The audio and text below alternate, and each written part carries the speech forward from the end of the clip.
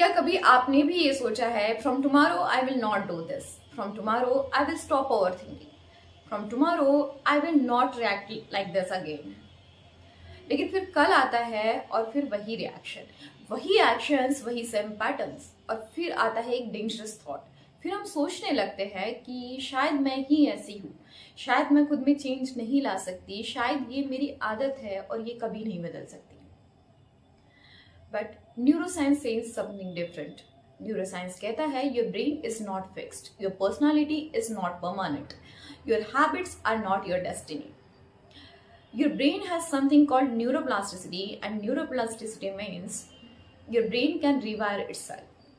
Hello everyone, I am Aanchal Bisain and welcome to Inner Shift with Aanchal. यहाँ हम सिर्फ motivation नहीं देते, यहाँ हम आपके ब्रेन को ट्रांसफॉर्म करते हैं, आपके ब्रेन को ट्रेन करते हैं और आपके ब्रेन को शिफ्ट करते हैं रियलिटी के साथ, साइंस के साथ एंड ऑनेस्टी के साथ। और आज हम बात करेंगे why your brain feels emotionally stuck और हैबिट्स को चेंज करना क्यों इतना डिफिकल्ट होता है, न्यूरोसाइंस बिहाइंड योर हैबिट्स, और सबसे इम्पॉर्टेंट आपके ब्रेन को रिप्रोग्राम कैसे करें। अगर आपको भी कभी ऐसा लगता है कि शायद मैं वीक हूँ इसलिए मैं अपने अंदर बदलाव नहीं ला पा रही हूँ, तो आप गलत हैं। Your brain is simply running on old patterns, और आज हम सीखेंगे कि कैसे उन्हें चेंज किया जा सकता है।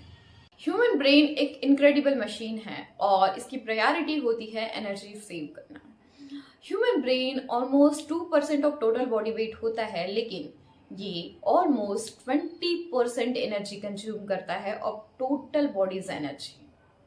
इसीलिए ये एक शॉर्टकट यूज करता है। Instead of thinking from scratch every time, it creates neural patterns, और इन न्यूरल पैटर्न्स को न्यूरोसाइंस में न्यूरल पाथवेज कहा जाता है। मतलब अगर आप किसी बिहेवियर, थॉट या एक्शन को बार बार रिपीट करते हैं तो ये न्यूरल पाथवे और ज्यादा स्ट्रांग हो जाता है। इस कॉन्सेप्ट को एक्सप्लेन किया था न्यूरोसाइंटिस्ट डोनाल्ड हेब ने। उन्होंने कहा था neuron that fire together wire together. That means अगर कोई थॉट, रिएक्शन, एक्शन या बिहेवियर हम बार बार रिपीट करते हैं तो न्यूरल पाथवेज बन जाते हैं, और ये न्यूरल पाथवेज और स्ट्रांग होते हैं एवरी रिपीटेशन के साथ। इसके एग्जाम्पल से समझना हो तो ऐसे समझेंगे कि अगर हम बार बार फ्रिक्वेंटली फियर फील करते हैं तो हमारा ब्रेन फियर को बहुत फास्ट फील करने लग जाता है, फियर का रिस्पॉन्स बहुत फास्ट देने लग जाता है। अगर हम बार बार वरी करने लग जाते हैं तो हमारा ब्रेन वरी करने में एक्सपर्ट हो जाता है, एफिशिएंट हो जाता है। हमारा ब्रेन सोचता नहीं कि ये सही है या गलत है, वो बस प्रैक्टिस को मास्टर करता है। अब और एक इंटरेस्टिंग बात समझते हैं। हमारा ब्रेन नॉर्मल मेमोरी के कंपेयर में इमोशनल मेमोरी को बहुत स्ट्रांगली स्टोर करके रखता है। इसका रीजन है ब्रेन का एक छोटा सा स्ट्रक्चर जिसे कहा जाता है अमिगडाला।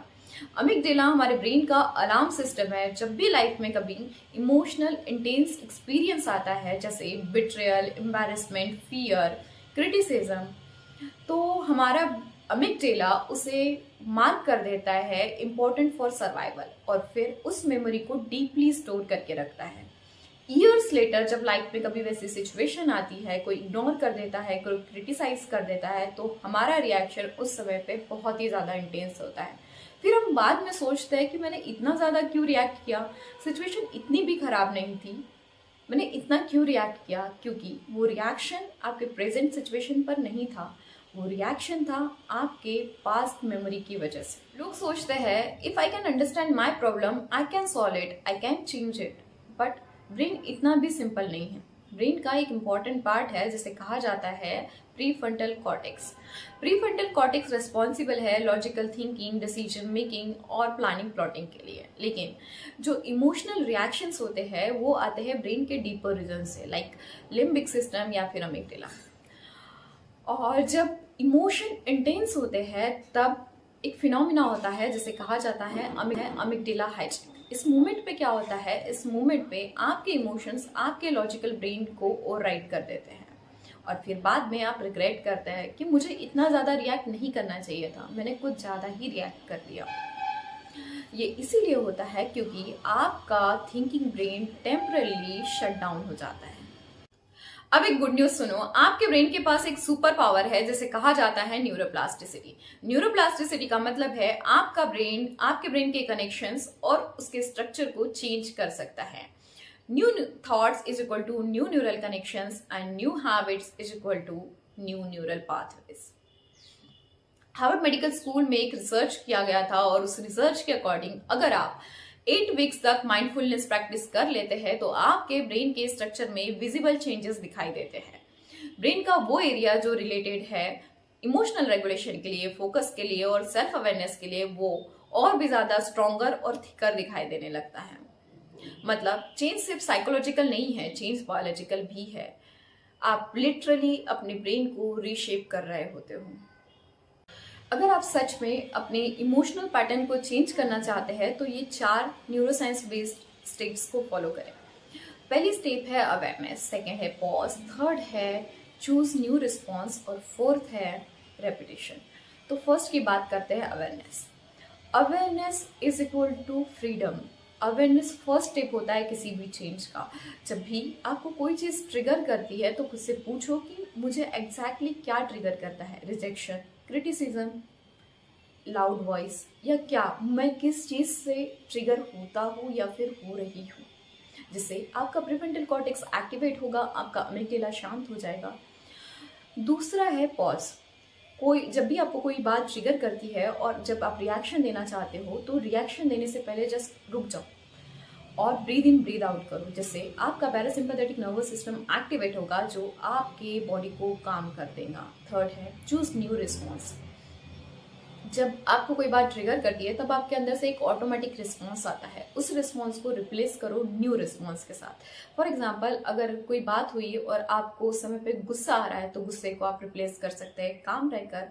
अगर आप साइलेंस चूज करते हैं कोई सिचुएशन में तो साइलेंस को आप रिप्लेस करते हैं एक ऑनेस्ट कम्युनिकेशन के साथ. इस तरीके से आप एक न्यू न्यूरल कनेक्शन बना सकते हैं. अगर आप नया रिस्पॉन्स चूज करते हैं तो आपके ब्रेन में एक नया न्यूरल कनेक्शन बन जाता है. फिर है रिपीटेशन. Fourth, repetition. जैसे आप जिम जाते हो और बार बार प्रैक्टिस करते हो, एक्सरसाइज करते हो, तब आपकी मसल्स जाकर स्ट्रांग होती है. उसी तरीके से अगर आप बार बार न्यू रिस्पॉन्स को रिपीट करते हो तब जाकर न्यू न्यूरल पाथवे स्ट्रांग होते हैं.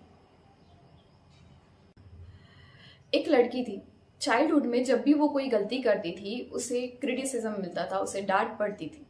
तो उसके ब्रेन ने एक बिलीफ सिस्टम बना लिया. उसके ब्रेन ने ये बिलीव से करना स्टार्ट कर दिया कि mistakes is equal to rejection. तो ईयर्स लेटर जब वो ऑफिस जाने लगी, जॉब करने लगी, तब उसके बॉस ने उसे जब भी फीडबैक दिया तो वो डिफेंसिव हो गई. उसे लगा कि ये मुझे एक्सेप्ट नहीं कर रहे हैं, ये मेरे लिए रिजेक्शन है, कुछ तो गड़बड़ है इसके साथ. लेकिन जब उन्होंने अपना पैटर्न समझना स्टार्ट किया और फिर धीरे धीरे ऑब्जर्व किया, पॉज लेना स्टार्ट किया, तो उनके ब्रेन ने एक नई एसोसिएशन बनाई. Feedback is equal to growth opportunity. This is called neuroplasticity in action. आपका ब्रेन आपका एनिमी नहीं है, वो बस एक सर्वाइवल मशीन है. आपके ब्रेन ने वो पैटर्न्स क्रिएट किए जो कभी आपको प्रोटेक्ट करते थे. लेकिन जो पैटर्न्स कभी आपको हेल्प किए थे या कभी प्रोटेक्ट करते थे, जरूरी नहीं है कि वही पैटर्न्स आज आपके ग्रोथ में भी आपकी हेल्प करें. लेकिन गुड न्यूज ये है कि जो ब्रेन ने पैटर्न्स क्रिएट किए थे और जो आपसे वही फॉलो भी करवा रहा था, वही ब्रेन उन पैटर्न्स को चेंज भी कर सकता है. So you are not stuck, you are trainable, you are adaptable and you are capable of becoming someone new. आपका ब्रेन कोई प्रिजन नहीं है, आपका ब्रेन एक गार्डन है. पास्ट मेमोरीज ने कुछ सीड्स प्लांट किए थे, लेकिन आज आप डिसाइड कर सकते हो कौन से थॉट्स ग्रो करेंगे, कौन से इमोशंस ब्लूम करेंगे और कौन से पैटर्न्स खत्म होंगे. And slowly the brain that once trapped you becomes the brain that sets you free.